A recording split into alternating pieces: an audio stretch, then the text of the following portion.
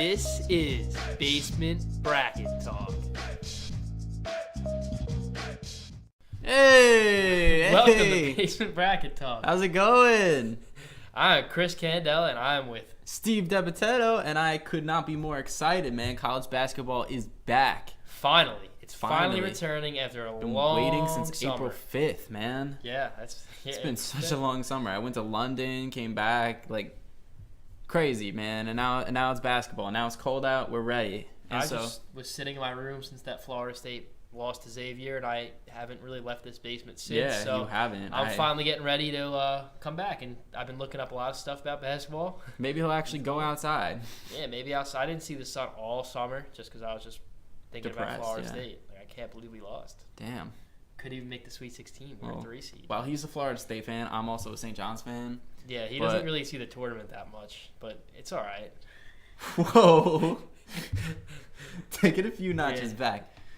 That's not even what we're here to talk about. What are we here to talk about, Chris? We're here to talk about the top 25, and then we're going to get into the games that we like the most for this upcoming week. And for the record, I do like St. John's too. I was just taking a shot. I was going to say, we're going there like next week. Yeah, a week from today, we'll be in Carnesecca Arena. We'll show you some... I was just a cheap shot. I mean, I love Shamori Pond's probably my favorite player in college. But anyway, let's go to the top 25. And number 25 is the Texas A&M Aggies. And early on, don't let what the product they put out early distract you from the fact that they're going to be a top team in the SEC, and they could even win the SEC. Yeah. They got Robert Williams out, they got DJ Hogg out, they got Gilder out, and they got J.J. Caldwell. Yeah. I mean, 4 guys suspended. One of them suspended. I think is Williams is suspended for 5 games. No, Caldwell's 5. Caldwell's 5? The other 3 are 2 games. Yeah. And that really blows because West Virginia, Texas A&M, as we'll get into later, is going to be would have been a lot of fun. Yeah, West Virginia, Texas A&M would have been fun, but the truth is, like, this team does not have the talent or the depth to win that now without those 4 players in the game. But I mean, this is a season overview, so we're not just talking about that game. We think this team could win the SEC. They have a lot of talent. Yeah.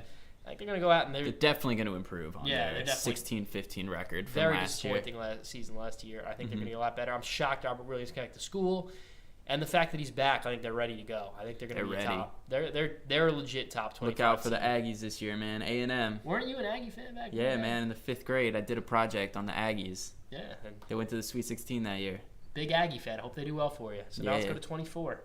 Baylor Bears, man. The always tough and physical Baylor Bears. Yeah. I mean, last year they really surprised people. They slid right into that number 1 spot, and that's not something you noticed. No. You thought they were going to challenge Kansas, but... No, I mean, every year it's always totally work out. It was Oklahoma the year before. It's like, oh, they're going to challenge Kansas. Then no one ever does. Yeah. I mean, they do, but I mean, Kansas... Someone will. It's just probably not going to be Baylor this year. But Baylor's got guys. They got Manu LeConte, 5th-year senior from Miami. Oh, yeah. That guy did work last year. And also King McClure is back, and he's going to be develop on his game. Yeah, he's going to have a great year. I love King McClure. They did lose some dudes, though. Yeah, they lost Motley. Motley... He wasn't. I don't know if he got drafted, but he left after his junior year, and he was a stud. Yeah, I mean that team just had balance, and that's what happens. Like when you crawl to the number 1 spot, like that's because you have a balanced team, Yeah. So this team, it'll be interesting to see like who gets what minutes and who becomes that dude, because there's a lot of minutes to be redistributed now. I think they're a legit top 25 team, though. Okay.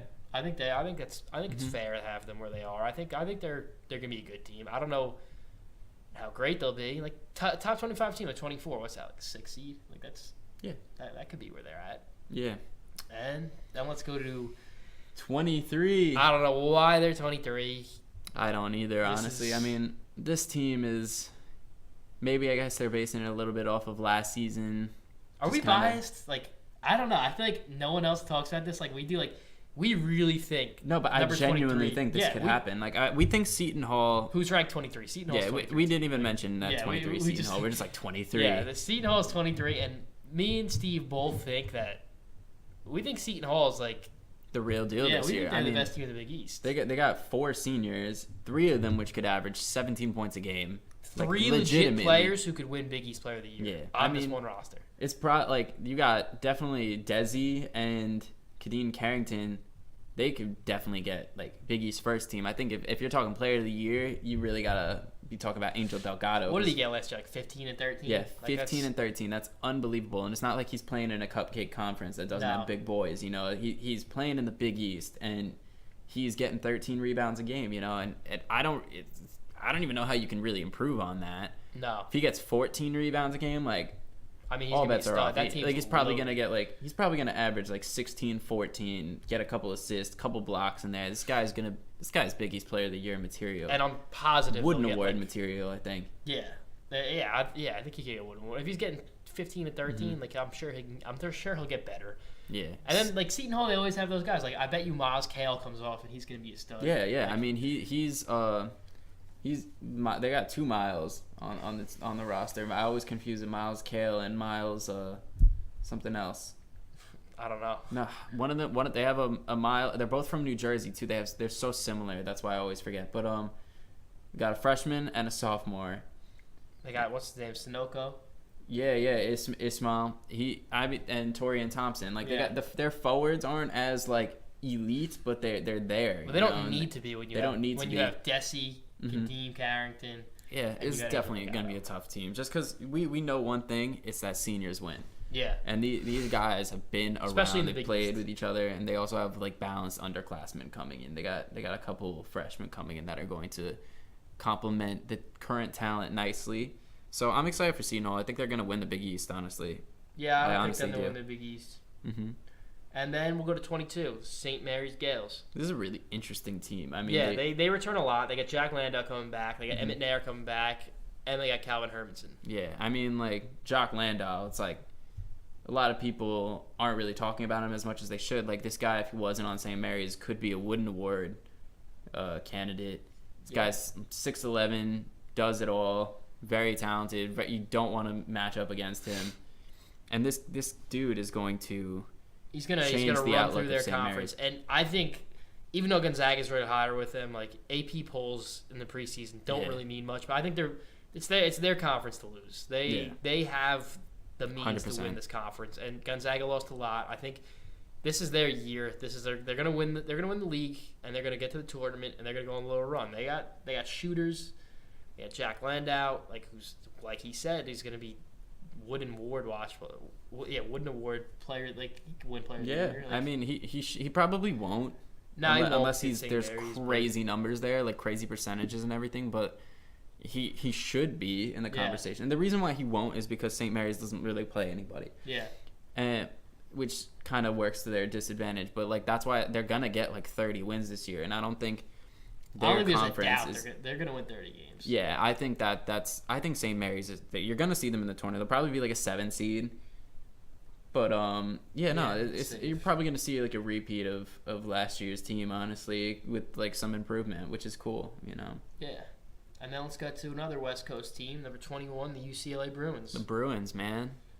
A little bit of a letdown with what's going on in China right now. Yeah, it's definitely got Cody Riley, Jalen Hill, and LiAngelo Ball. Yeah, are all probably not going to play this year. Yeah, I mean, with a violation like that, it's pretty safe. We don't even know how long they're going to be in China for. Yeah, they might be in China for a while. So I'm hoping for the best with them. I mean, I know they totally broke a law there, which is not smart. But everyone makes mistakes. I don't even know what went on. You know, I'm not gonna throw that. But the way it affects UCLA's team now, and it hurts their depth. Yeah, that's the biggest hit right there. They lose 2 top 50 freshmen. Yeah, and those guys are going to be in the rotation. They're going to play a lot, and they would have played a lot, but now they're not. So the load is all going to be on Aaron Holiday. Yeah, Aaron Holiday. Jalen Hands and Chris Wilkes are still 2 top 30 freshmen that are not affected by this. And they're going to help. Thomas Welsh is coming back. Yeah. Pac-12's weak. There is hope. There is hope. I think they'll get also the got tournament. Prince Ali. Yeah, they got guard coming off a red shirt. I don't think they're going to compete for the Pac-12 championship, but I think they'll be in the tournament. I think they'll. It would actually. I think it'd be cool just to see them as a bubble team. Yeah. Because that's not really a thing very often, but I think UCLA would be just like fun to watch as a bubble team. I wouldn't doubt that. And there's still talent. There's still talent to go around. Their depth is hurt a lot. You know, you're not going to want to get in foul trouble too frequently. No, it definitely sucks that they lost those guys for probably the whole year. I can't see them playing. Yeah. I don't know. I'll be paying attention to that story as it unfolds, though. Yeah, it's definitely something we'll keep our eyes on. Mm-hmm. All right, so that's 25 to 21. Go to the next video for 20 to 16. Yeah, 20 to 16. And we Good keep year, going on. 2016. Nova won the championship. Yeah. Thanks for watching. This is Basement Bracket Talk.